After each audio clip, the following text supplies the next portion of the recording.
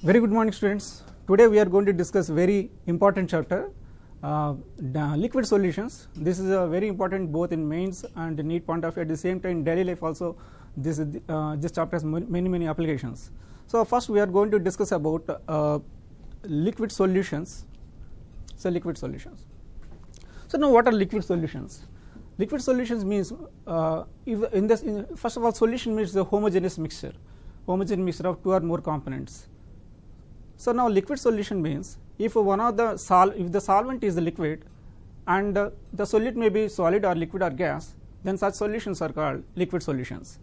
So now today we are going to discuss about a liquid dissolved in another liquid. That means solute is liquid and the solvent is also liquid. So liquid solutions we are going to discuss. So liquid solutions. Now today in the liquid solutions, let us say both the components are volatile in nature. Both components are volatile in nature. So what is meant by volatile in nature means that can easily evaporated. For example, I am taking a solution. Let us say this contains two components A and B. Now let us say A and B both are volatile in nature. Let us say the mole fraction of the A in the solution is chi A and mole fraction of B is in chi B. Assuming that the A is more volatile in nature. For example, I am taking A is more volatile in nature when compared to B. That means what? If you take the pure component of A, so the partial pressure of the component A is more than partial pressure of component B. So this is the one important thing. Now, for example, let us say in a certain case, let us say the solution has certain amount of vapors of both A and B. Now, because A is more volatile in nature, in the vapor phase, the component A has more mole fraction in the vapor phase. Okay, now let us hear. Now, Raoult's law, we can see the Raoult's law. So what is this Raoult's law? So Raoult's law gave a quantitative relationship between the vapor pressure, partial vapor pressures of the components A and B and corresponding mole fractions.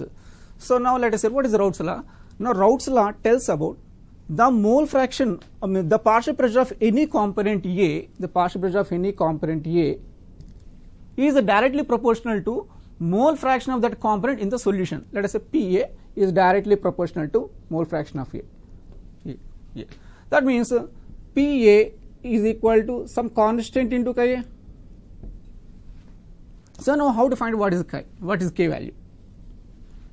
Now let us say when the mole fraction of A is equal to 1, let us say, means when mole fraction of A is equal to 1, that means there is no component of B in that one. That means the partial pressure of A is simply the partial pressure of the pure component A. That means Pa equal to P naught A.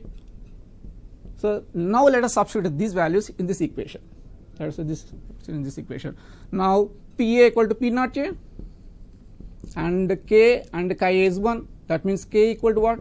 P naught A. So that means the Raoult's law is Pa equal to P naught A into chi A. So not only for this component A, but even we can write for component B also. So now partial pressure of B equal to Pb equal to P naught B into chi B. Now how to calculate the total pressure? Total pressure is nothing but sum of the partial pressure of individual components. That means P total equal to Pa plus Pb. So now let us substitute P total equal to Pa is nothing but P naught A into chi A and Pb equal to P naught B into chi B. So this is the Raoult's law expression. So now let us draw the graph between mole fraction and the vapor pressure of the respective components. For example, I am taking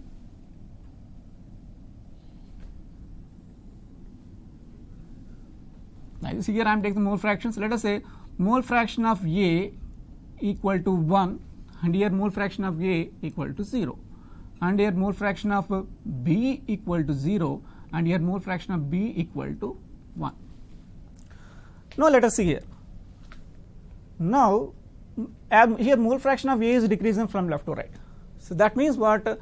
The vapor pressure of the component, now let us see here Pa equal to P naught into A. When the mole fraction of A is decreasing, the vapor pressure of the component also decreases. So let us say now when chi A equal to 1, it has maximum vapor pressure, let us say that is a P naught A, because A is more volatile we are discussing. Now as mole fraction of A decreases, then partial pressure of A decreases. Now at the same time here mole fraction of B equal to 0 and mole fraction of B equal to maximum. Then what happens is slowly it increases as mole fraction increases. Now this is, let us say, P naught B. Now because already we discussed it initially, the vapor pressure of A is more than the vapor pressure of the B, means A is more volatile. That is the reason I got here. Now let us say, now how to calculate total pressure. Now how to represent the total pressure in this graph. Now let us see here, the P total already we got P naught A into chi A plus P naught B into chi B. Now I am writing P naught Pt equal to P naught A into chi A I can written as 1 minus chi B and P naught B into chi B. Now this, after expanding, so P naught A minus P naught A into chi B plus P naught B into chi B. So P total equal to P naught A. Now let us common chi B. Chi B equal to, so P naught B minus P naught A. Now let us see. Now this is the total, let us say P total pressure we are taking on y-axis and mole fraction of B I am taking on x-axis. Let us say this is we are taking on y-axis, this is we are taking on x-axis. Now here what happens, as mole fraction of B is increasing here. So as mole fraction of here, mole fraction of B increasing, and I am taking that as x and this is y. Now this is a y equal to mx plus c, where this is equal, this equation represents y equal to mx plus c. So here this is a constant, so this intercept is P naught A here and this one. So now if you increase the B value, what happens if you increase the B value? Then it decreases, because B is what? We are increasing the mole fraction of B. That means we are increasing the mole fraction of the less volatile compound. Therefore, what happens to total pressure? What happens? Decreases. So this is P total. P total, nothing but PA plus PB. This is the graph. So this is a very graph. So now I am showing this similar graph. So this is the ideal solutions. So now let us say, if it is an ideal solution, so what are the properties of these ideal solutions? Now ideal solutions means, for example, I am taking the two components A and B. Now let us say A initially I am taking 20 ml and B also I am taking 20 ml. So if you mix the both components A and B, what happens? The net volume should be 40 ml only. It should not be more than 40 or less than 40. So that means the delta V, the change in volume is delta V equal to what? 0. At the same time, the enthalpy change or the heat of solution is also 0. Why? Because once you are saying this is an ideal solution, in ideal solutions, the intermolecular force of attraction between the component A and the intermolecular force of attractions of the component B are similar. Means the AA attractions and BB attractions. Once you mix, now new interactions are generated. That is nothing but A and B. So all these are same. So that is the reason there is no enthalpy change or there is no heat energy exchange. That means delta H equal to 0, delta V equal to 0 and delta H equal to 0. Now let us see here what happens to Gibbs free energy. Now you know delta G equal to delta H minus T delta S. Now delta H equal to 0, but what about the entropy? Now because initially I am taking the component A and initial component B. Now what happens when you mix both the components? What happens? The randomness increases much more. Therefore delta S is also positive. So that means delta S is positive. So I am keeping here delta S is a positive value. This is a positive value. This is a positive value. This absolute temperature always what? Positive only. So minus into plus negative. So delta G is what? Negative. So delta G value. So for ideal solutions, the intermolecular force attraction between AA and BB and AB all are same, and at the same time the delta V equal to 0, delta V of mixture is 0 and delta H is 0 and delta S is positive and delta G is what? Negative. For this is for ideal solutions. Now what are the examples of ideal solutions? Now let us say we take benzene and toluene. So benzene and toluene, if you see here, both are non-polar, and the interactions also between benzene molecule or toluene molecules or between benzene and toluene molecules all are similar. Therefore, this forms an ideal solution. Now let us discuss about what are meant by means. Is there any solutions which deviate from the Raoult's law? Yes, there are certain solutions are there. Those are called non-ideal solutions. Ideal solution means the solutions which obey Raoult's law and at a different concentrations. Means even though the where component of the A and component B are varying, even the component mole fraction of the respective components are varying, but there is no deviation in the Raoult's law. Such solutions are called ideal solutions. But what are non-ideal solutions? If any solution which is deviating from the Raoult's law, such solutions are called non-ideal solutions. Now let us see here. I am giving an example. So now let us see here. So in this diagram, if we see the total pressure, let us say I am taking this for an ideal. For example, I am taking the solution which obeys negative deviation from the Raoult's law. What is meant by negative deviation Raoult's law? Very simple. Now, for example, the total pressure, if you take the total pressure, this is the ideal pressure actually. But for the negative deviation, what happens? The total pressure is less than the expected, and the partial pressure of the respective component A is less than the expected, and the partial pressure of component B is less than the expected. So that is called negative deviations. Okay. Now, for example, let us see here. For such solution, what happens? Delta H value and delta V value. Let us see here. Now, for example, I am taking an example. I am taking acetone. Let us say acetone, and chloroform.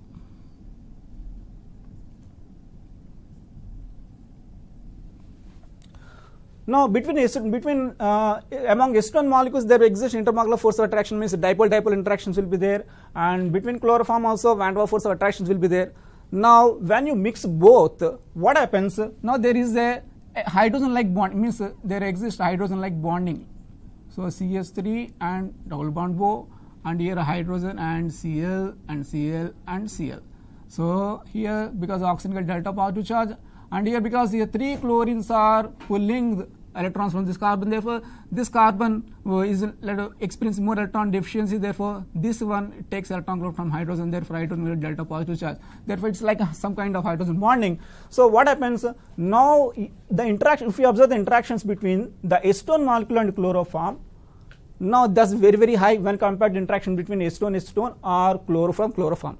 Therefore what happens during the formation of solutions, now intermolecular force of attractions are more becoming more and more. Then what happens? The volume is going to be shrinking. So for example, I am taking 30 ml of acetone and 20 ml of chloroform. If you take, then expected volume should be 50, but we don't get expected volume 50, but you may get less than 50, let us say it's 40, because the new intermolecular force of attraction which are generated, those are very high. Therefore what happens? The contraction takes place, solution is going to be contracted, therefore delta V is negative. For this, delta V is negative, less than the expected. Okay.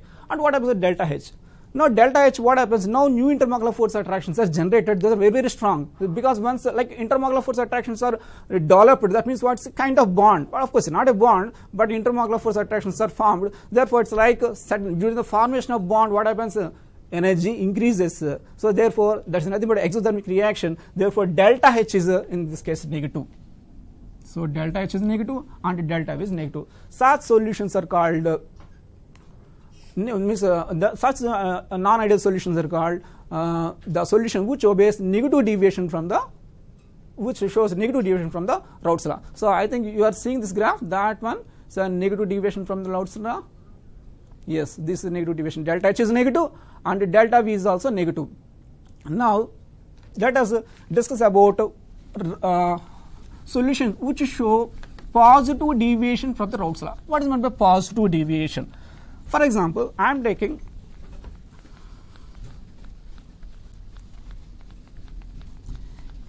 if the intermolecular force of attractions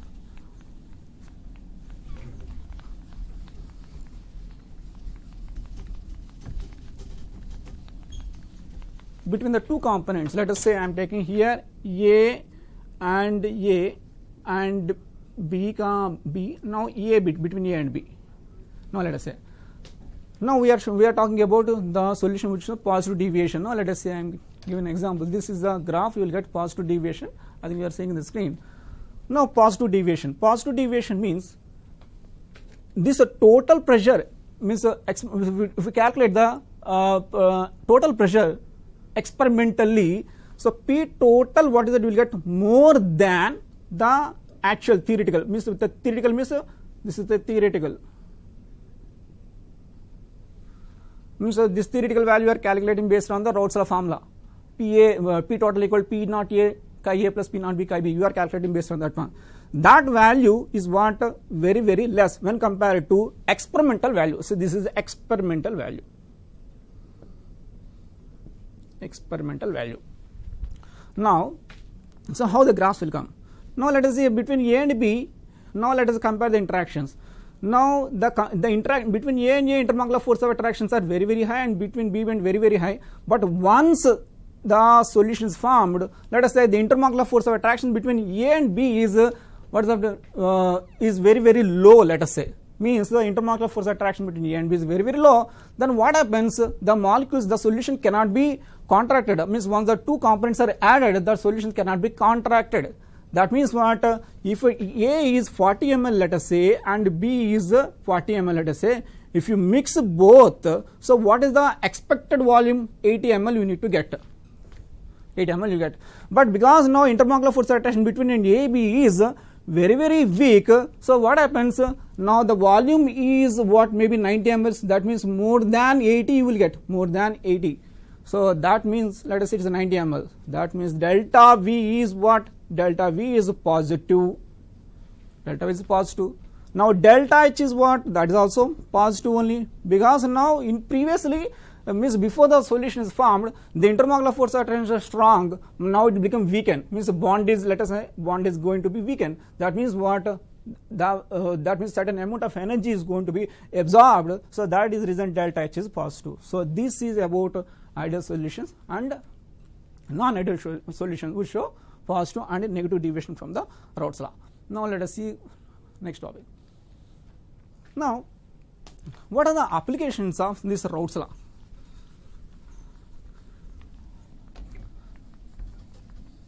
For example, I am taking the two components A and B. Let us say it's the same thing. I am taking two components A and B, which are forming a solution. Let us say this is an ideal solution. Here A is there and B is also there. So let us say its mole fraction of A is chi A. Let us say mole fraction of B is chi B. So that is a. Now, for example, I want, this forms an ideal solution. Let us say I want to separate the respective components. But once the solution is formed, I want to separate the respective components A and B. We can apply for the simple distillation method. So simple distillation method, by applying simple distillation method, we can separate the respective components very easily. If the boiling point difference between the two components is more than 40 to 50 degrees, more than 40 to 50 degrees centigrade is there, the boiling point difference, then we can easily separate those components by simple distillation process. But if the boiling point difference between the two components A and B is less than 40, let us say, then such components cannot separate by simple distillation. So then we need to go for fractional distillation. What is it? Then we need to go for fractional distillation. So what is the difference between simple distillation and fractional distillation? Fractional distillation means repeated evaporation and condensation. Repeated evaporation, condensation at a different stages. So then we can separate the respective components. Now I will show the diagram how the fractional distillation columns will be there. Okay, here it's not there. No problem. So now I am taking the fractional distillation. Let us see. So this is the flask. So I am not drawing the exact diagram. So this is a rough diagram. Let us say. So this is the flask is there. Let us say. Now here the solutions, two solutions are there. Let us say A and B. A and B. The mole fraction of A is, let us say, chi A, and mole fraction of B is chi B in the solution. So mole fraction of A and mole fraction of B.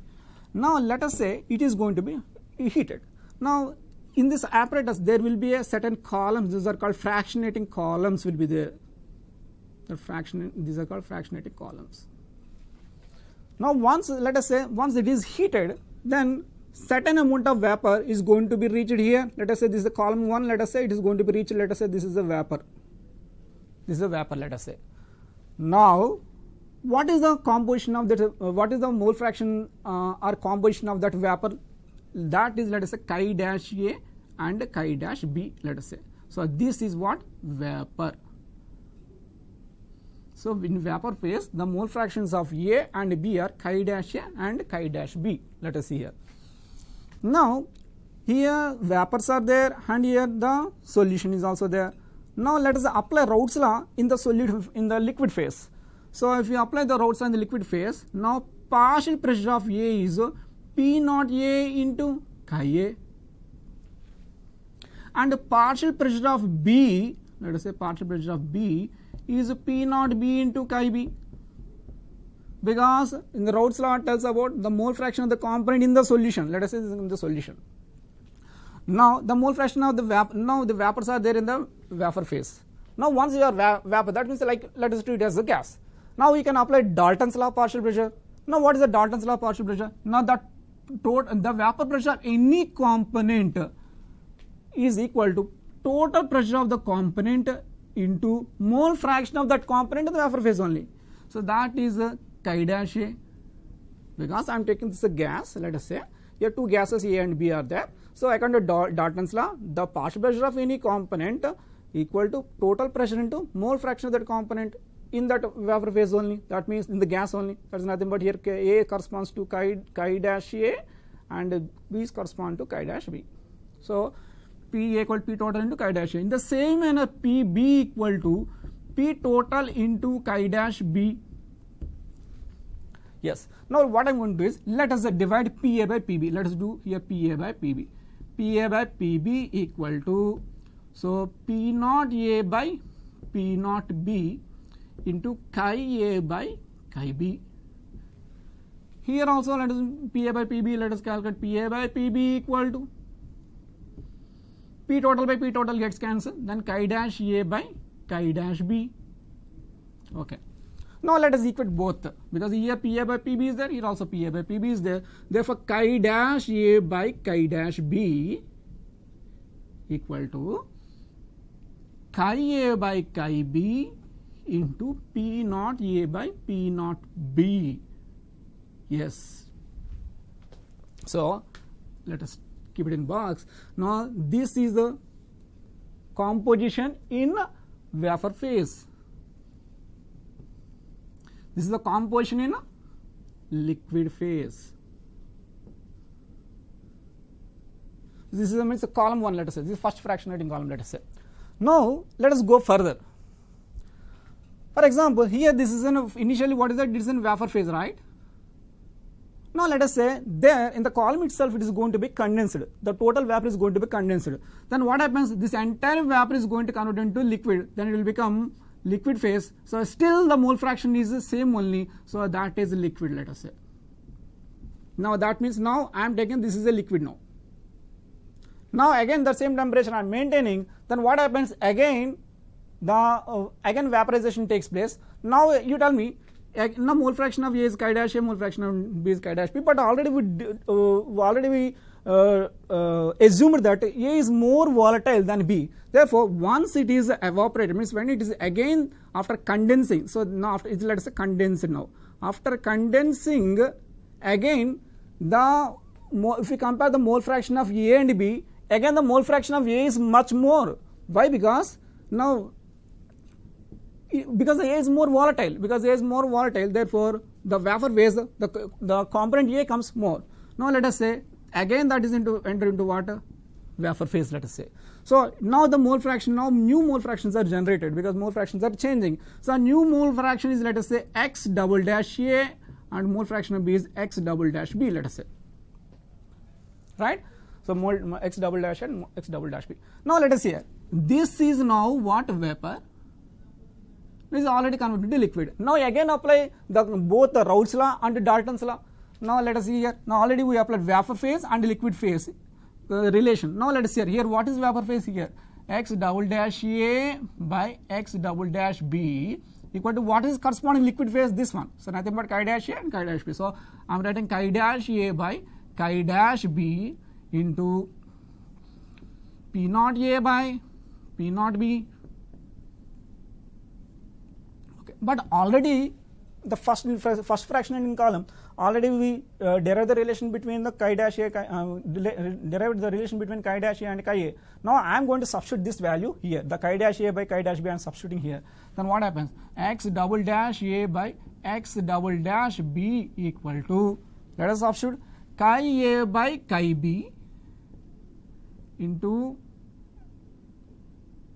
P naught A by P naught B, this value P naught B, and again P naught A by P naught B. So then what happens? This x A, chi A by chi B into P naught A by P naught B square. So this is a chi double dash A by chi double dash B. So this one. So that means this is a second, it means in second fractionating column the mole fractions. Now this is the first fractionating column. Let us say n times that is done, let us say. Now x mole fraction of, let us say nth fraction, let us say, by mole fraction n equal to chi A by chi B into P naught A by P naught B whole power n. Let us say n fractionating columns are there. So this is the principle we are going to apply in the separation of ideal solutions whose boiling point difference is less than 40 degrees centigrade. Now let us do one problem. So if you know, then you can understand better. Let us see. Yes, let us do this one. I think you understood this one very clearly. So that means what is the basic difference between simple distillation and fractional distillation? In simple distillation process, directly in one step we are separating, but in fractional distillation what happens, because the boiling point difference between the two components is very less, we need to do repeated vaporization and condensation, So finally you will get one component which is more percentage. If you understand, if you do this problem, then you can understand better way. Let us say, see the screen, liquids A and B form an ideal solution. Now let us say two liquids are there, A and B, both are forming ideal solutions, and they are at 70 degrees centigrade or 200 mm. The vapor pressure of pure A and pure B is given 200 and 400 mm. Let us say P naught A is given, P naught A is 200 and P naught B is equal to 400. Okay. Now suppose the vapor above solution of composition of 2 moles of A, vapor above the solution of the composition. Let us say I am taking, this is the solution A and B. So here the chi A is given as mole fraction of A is how much is given? This is number of moles of A is given, not mole fraction. Number of moles of A is 2 and the number of moles of B is also 2. Now number of moles of A, number of moles of B, if you know, you can easily calculate mole fraction of A. Mole fraction of A equal to 2 by 2 plus 2, nothing but that is 1 by 2. Now in the same manner mole fraction of B is 2 by 2 plus 2, that is also same, that is nothing but you will get 1 by 2. So mole fraction of A and mole fraction of B in the liquid phase we got. Now what is that? Now see the question. Suppose the vapor above the solution of the composition of 2 moles of A and 2 moles of B at 70 degrees collected. Now let us say, now here it is vapor is there, but mole fraction of the vapor phase is not given. But let us assume that that is chi dash A and chi dash B. This is collected, the vapor is collected, and again what is that? And again it is condensed. Let us say I am taking this entire vapor, the entire vapor is going to be condensed. Now let us say the entire vapor is going to be condensed. Let us say I am taking this one. So once the entire vapor is condensed, means the mole fraction of the components of A and B in this vapor phase, how much? The same mole fraction they will maintain even in the condense, because the same liquid, the same vapor is going to condense. Now let us say that is also chi dash A and chi dash B. Okay. Now what is that next? So and this condensate is then again heated to 70 degrees centigrade. This condensate is again heated to 70 degrees centigrade. Now again you will get vapors, right? So that is chi double dash A and let us say this is chi double dash B. Got or not? Now what is asking? Now the vapor condensate, what is the mole fraction of A in the But let's say this is a liquid B, this is the component, this is the liquid B, let us say. So what is the mole fraction of A in P? The condensate is then heated to 70 degrees and the vapor is again condensed to form liquid B. Okay, now let us see. Now this is there. Now we need to again it is condensate, let us say. Again condensate, this one, this again condensate. This vapor again is condensed. So that means here the mole fraction, here mole fraction is same. So chi dash A, here also chi double dash B. Now we need to calculate what is the mole fraction of A in P. So here what is the mole fraction? Nothing but he is asking mole fraction of A in this vapor phase. Both are same because this vapor is going to convert liquid. Now let us see here how many times it is there. 2 times is there. Let us say so chi double dash A. This is a second condensate. Got or not? Now let us apply this formula. So this is a nth condensate. Now second condensate. Let us see here. So the nothing but chi double dash A, chi double dash B equal to now chi A by chi B into P naught A by P naught B power 2 because second condensate. Now let us see. Now chi A by chi B you know. So 1 by 2 by 1 by 2, 1 by 2 by 1 by 2 and P naught A, how much is given P naught A? 200. So 200 by 400 whole square is nothing but 1 by 2. This is 1 by 2. So this is 1. So nothing but 1 by 4. So that means mole fraction of A by mole fraction of B we got, that is 1 by 4. Now how to calculate mole fraction of A? Mole fraction of A equal to 1 by 1 plus 4. I think it's simple numericals. So 1 by 1 plus 4, this is 1 by 5 you got. So means in this the mole fraction of A is how much? 1 by 5. That means here also mole fraction of A is 1 by 5. Now let us see what is that we can understand from this one. Now let us calculate the mole fraction. Let us in the first condensate also let us see here. So mole fraction x chi dash A let us calculate. Now this vapor let us calculate. Chi dash A by chi dash B equal to again chi A by chi B P naught A by P naught B power 1 because this is the first condensate we are discussing. Now chi dash A by chi B, chi dash B if you want, chi dash A by chi dash B is again 1 by 2 by 1 by 2 and P naught A by P naught B, so 200 by 400. Nothing but this is 1 by 2 and this is 1. So nothing but 1 by 2 got. Now what is the mole fraction of A dash? The mole fraction of A, the first condensate, nothing but 1 by 1 plus 2, nothing but 1 by 3. Now examine carefully. Initially the mole fraction of A is, let us take, initially the mole fraction of A is 1 by 2. Now chi dash A you got as 1 by 3 and chi double dash A also we calculated where it is chi double dash A is also here, that is 1 by 5. So here chi A is 1 by 2 and chi B equal to, chi dash A is what? Chi dash A is 1 by 3 and chi double dash A is 1 by 5 you got. So what is happening?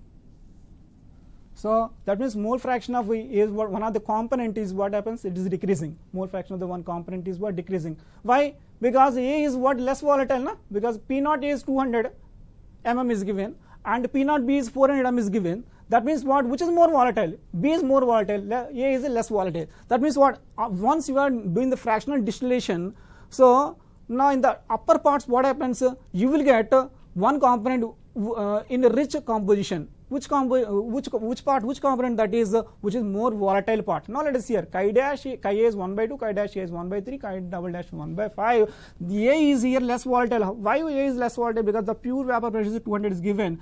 That means now in the upper columns, if you see in the fractionating upper columns, then the more volatile component will be richer and richer and richer in the composition. So this is one application of Dalton's law and Raoult's law, the combination of Dalton's law and Raoult's law. Okay, now let us discuss one previous IIT JEE questions. It's a very simple question. So now let us see here. Yeah, this is given 2018 advanced. Now see the question 2018 advanced. It's very simple. So that is the reason we need to be very thorough in the NCERT textbook, and we need to increase the applications from the NCERT textbook concepts. It's a very easy question. Now let us see here. Now, two liquids A and B form an ideal solution over the entire range of composition. That's nothing but ideal solution. And the temperature T, equimolar binary solution of liquid A and B has vapor pressure 45. Now, at a temperature T, the vapor pressure of the solution is given. At a temperature T, the vapor pressure of the solution is given. So, what is the P total equal to nothing but P naught A into chi A plus P naught B into chi B. That P total is how much is given in the screen, see the screen once. So, P total is given 45 torr, let us say this is 45 torr, and P naught A and P naught B is given, given the vapor pressure of the pure liquid A is 20 torr. So, pure liquid P naught A is how much, that is 20. Okay. Now, let us hear 45 equal to P naught A is given, that is 20, but we do not know mole fraction of A, that is chi A, and P naught mole fraction of A is given, mole fraction, mole fraction given. Now, let us hear. So, 20 into chi A and P naught B we do not know, that P naught B, but chi B let us see here, chi B is nothing but I can write as 1 minus chi A, that is 1 minus chi A. Now, let us see 22, 5, 45 at the same time. Now, new composition and have mole fractions respectively has vapor pressure 0.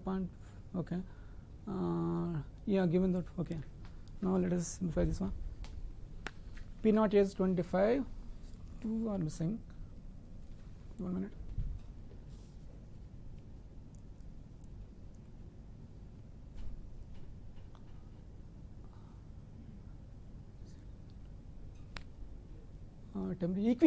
Equimolar binder solution. So, equimolar means what? Number of moles of, see here, equimolar is given, that means chi A means number of moles of A equal to 1 and the number of moles of B equal to 1. Equimolar means same number of moles, let us say. Now, chi A equal to how much? 1 by 2, and chi B is also 1 by 2. So, chi A is 1 by 2 and chi B is also 1 by 2. So, now directly you can put it here, chi B here. Now, let us say 20 into chi A is how much? 1 by 2, and P naught B we do not know, and chi B is, that is also 1 by 2, that is 45 you got. So, now 45 equal to 10 plus P naught B by 2. So, this is a 35 equal to P naught B by 2. So, P naught B equal to 70 mm. So, P naught B we got, and P naught A is given, that is 20, and P total is also given. Okay. Now, what is that? Now, at the same temperature, new solution A and B is formed. New solution A and B is formed, let us say. And the total pressure is how much given? The total pressure is 22.5 torrs. Now, again new conditions. So, the total pressure is given 22.5 equal to, now P naught A is how much? P naught A is already given, that is 20. Mole fraction of A we don't know, because he is asking mole fraction, chi A by chi B ratio is asking. So, mole fraction of A we don't know. Now, P naught B we know, yes, we calculated P naught B is 70, but mole fraction of B also we don't know. So, now let mole fraction of B I am writing as 1 minus chi A. So, now let us simplify this, 22.5 equal to 20 chi A plus 70 minus 70 chi A. And so, if you simplify the chi A value, you will get as 0.95. So, we simplify, after simplification chi A equal to 0.95. So, chi A value got 0.95. Now, chi B equal to, so 1 minus 0.95 is 0.05. So, now what is asking? The ratio is asking. So, chi A by chi B ratio is asking. Chi A by chi B equal to 0.95 by 0.05, that is 19. This is the 2018 advanced question. So, very simple. So, what is that given? First, the total pressure of, in particular in case 1, let us see, he is taking both solutions A and B. He is taking both, he is taking the solution of the components A and B. The total pressure is given 45, and P naught, one of the component, one of the pure component vapor pressure is given, that is 20. That mole fractions are equal, because moles ratio is equal. Equimolar means mole fraction ratios are equal. So, therefore, chi A equal to 1 by 2, chi B equal to 1 by 2. So, I am calculating P naught B. So, P naught B I got 70 mm. Now, in the second case, the total pressure is, let us say, 22.5 A. Now, he is asking mole fractions ratio. So, now the anyway P naught A and P naught B calculated. So, we got this one. So, this is a 2018 advanced question. So, these are these are about Raoult's law. Now let us see here. Now let us go and discuss a new topic, that is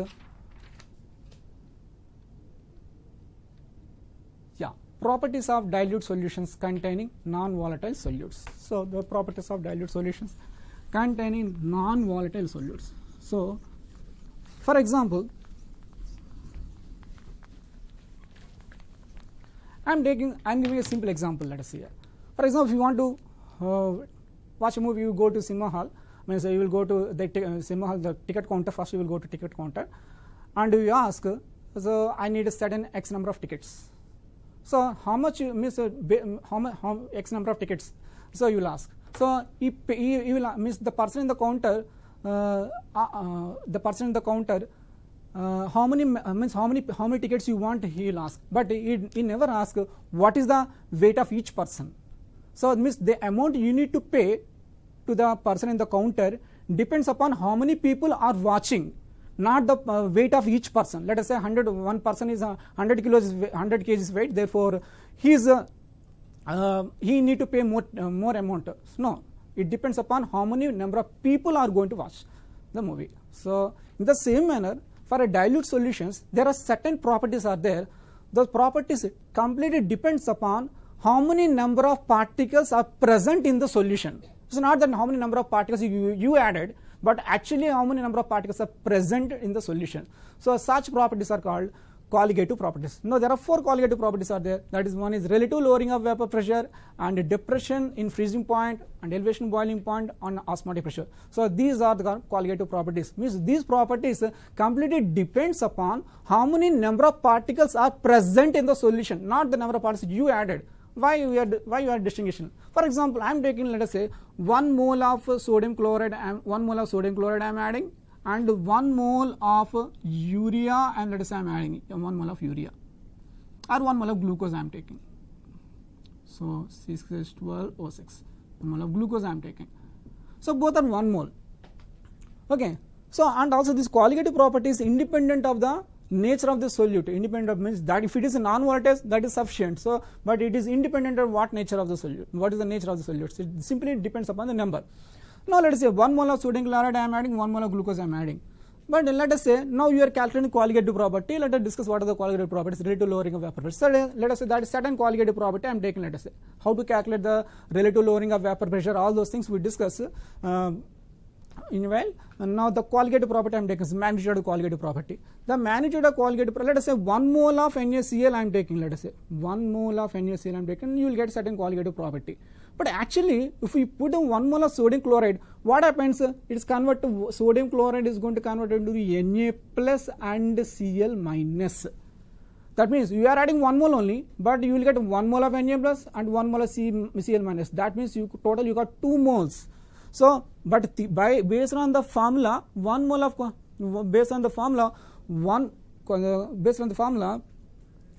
you calculate colligative property. Is nothing but for theoretical. Let us say colligative property. This is theoretical. This is a theoretical colligative property. Okay. So for 1 mole you calculated, but actually how many are present in that one? So how many are present? That's the 2 moles you got. Let us say. So 2 moles are you calculated. Then how much you will get? Because you need to calculate for 2 moles, na? Because even though you add 1 mole, but 2 moles are there, na? So how much that value? The colligative property theoretical into 2 only, na? So nothing but this is the experimental value. So now let us say in this case sodium chloride you are saying 2. In other case it may be 3. In certain other cases it may be, let us say the solution is going to be associated. Then it may, the I value is the correction value or the certain factor is what it may be less than 1. So now let us say this what is that I am saying? The colligative property of calculated, which is calculated experimentally, equal to colligative property of which is calculated in theoretical into certain factor, that is a correction factor, that is I, that is also called as Van 't Hoff factor. So that is I. So now Van 't Hoff factor equal to colligative property which is calculated experimentally by colligative property which is calculated theoretically. So now for example it is association and dissociation. Let us say in case of association, in case of dissociation, what happens? Now how to calculate I value? Okay, now let us say I am taking n moles, let us say I am taking a molecule n that is dissociated into Na. Initially 1 mole of n I am taking, initially before dissociation that is 0. Let us alpha is the degree of dissociation, that 1 minus alpha, alpha is going to dissociate. How many left out? 1 minus alpha. Here let us say n, so n alpha. So now initially 1 mole is there, 1 plus 0 1, but after dissociation total number of moles, how many you got? 1 minus alpha, the n alpha. So if you calculate, if you simplify 1 plus alpha, if you take common, n minus 1, or 1 plus n minus 1 into alpha. So this is the correction factor I in case of dissociation. If it is associating, let us say I am taking n moles of A is going to convert into n. Initially 1 mole is there and this n is 0 before association. Now let us see here. Alpha is the degree of association now. Alpha is the degree of association. Now let us say alpha particles are associated. How many left out? 1 minus alpha. Now let us say n A molecules are converted into 1. Now alpha by n. So now before association total number of particles how many? 1. Now after association 1 plus alpha by n minus alpha. Now you take common alpha, 1 plus alpha into 1 by n minus 1. So this is the correction factor. So in case of dissociation, the correction factor I equal 1 plus n minus 1 alpha. In case of association, the correction factor I equal to 1 plus alpha into 1 by n minus 1. So this is the correction factor. Got or not? Now let us discuss the colligative properties a little more. Now what are the applications of these colligative properties? Now let us see here. Relative lowering of vapor pressure, depression freezing point. Now let us see application of the colligative properties. Now for example, a solute is given to you, an unknown solute. Let us say that is non-volatile. Because it is unknown, we cannot calculate molecular weight of the solute. So by using this colligative properties, we can calculate the molecular weight of the unknown solute. And let us see here what are the other applications. Now let us see here why oceans are not freezed like rivers or lakes. For example, if you take in simple normal bodies, if you take water bodies, let us say lakes or ponds, those can be easily freezed, but oceans cannot be freezed that much easily. And one more, let us see here, why do the ice cubes in salt water melt very, very slowly? For example, if you take an ice cube, that if you put in the salt water, that cannot melt very easily when compared to ice cube. Just simply if you keep ice cube, when compared to that one, when compared to when you in a beaker, if you take, let us say, an ice cube, simple ice cube I am taking, so that melts very easily, or the ice cube in the salt water melts very easily. So the only simple ice cube melts very easily when compared to ice cube present in the salt water. So that will apply in the preparation of ice creams also. Will apply the same principle. Now let us say, why do they put salt on icy roads? For example, if you see in the Western countries, the temperature is very, very, very less. So maybe sometimes 0 or -2 or -3. So what happens? So much ice is going to be formed on the roads. Now what is that they will do? We need to de-icing. So for de-icing, so they will add certain amount of salts. So all this can be understood by the colligative properties only. So one important colligative property is the depression in freezing point. Let us discuss about the depression freezing point. So in order to understand all these questions, why waters are not freezing like rivers or lakes, and why do the ice cubes in salt water melt slowly, and why do they put salt on ice roads, we need to discuss all these based on colligative properties. So now what are the how to understand these things? For example, I am taking a beaker. In a beaker, now let us say I am taking certain ice cubes. If you put a salt in it then what happens? Slowly it is going to be melted. Then if you observe what is the temperature is very, very less. For example, I am taking the ice. So let us say this is an ice cube. If you put certain amount of salt on that one, then what happens? The ice is going to be melted slowly, and it is going to convert it into what? Liquid. So here the depression freezing point application, the depression freezing point is there. Now what is happening? If you take this ice cube, if you observe the ice cube, on the ice cube one layer of water, small thin film of water, liquid water will be there. Now let us say ice is there and a small amount of water is there at 0 degrees centigrade, both exist at equilibrium. Now when you are adding salt, now certain amount of water is going to dissolve that salt. Then what happens? Water content is what is happening? Water content is what? Becoming less and less. because at the equilibrium the rate of decomposition, the rate of melting and the rate of freezing is same. But when water is dissolved, when a salt is dissolved in the water, the content of water is going to be decrease. Therefore, according to Le-Chatelier's principle, the equilibrium shift towards the water. That means the ice is going to be melted. Okay, but the temperature is what happens. Temperature decreases. Why temperature decreases? Because this ice is going to melt. That is nothing but the endothermic process. So during the endothermic process, what happens? Energy is going to be absorbed. Therefore, the ice cube means when you put certain amount of salt in ice cube, and if you measure the temperature, that is less than 0 degrees centigrade only. So that is the reason.